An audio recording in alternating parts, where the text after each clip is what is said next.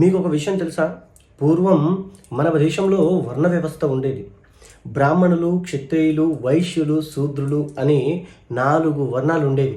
అయితే మన దేశానికి స్వాతంత్రం వచ్చిన తర్వాత మన దేశ రాజ్యాంగం రచించాక మన కుల వ్యవస్థ, వర్ణ వ్యవస్థ పోయి భారతీయులందరూ ఒకటై ఐక్యంగా జీవిస్తారు అని అనుకుంటే, రాజ్యాంగం రచించిన తర్వాత వందల కొద్ది కులాలు వచ్చి పడ్డాయి. ఇప్పుడు దీన్ని బాగా గమనిస్తే మనకు అర్థమయ్యేది ఏంటయ్యా అని అంటే, భారతదేశంలో ఉన్న హిందువులను విభజించి పాలించు అనే సిద్ధాంతాన్ని బాగా అమలు చేసినట్టు ఉన్నారు అప్పటి రాజకీయ నాయకులు. అందుకనే హిందువులలో ఇప్పటికీ కులాలను పట్టుకొని పాకులాడుతూ హిందుత్వాన్ని పక్కనేసేశారు. అదే క్రైస్తవంలో కులాలు ఉన్నాయి, కానీ అక్కడ చూపించరు. అదే ఇస్లాంలో కులాలు ఉన్నాయి, అక్కడ చూపించరు. ఎందుకంటే వాళ్ళు మాత్రం ఐక్యంగా ఉండాలి.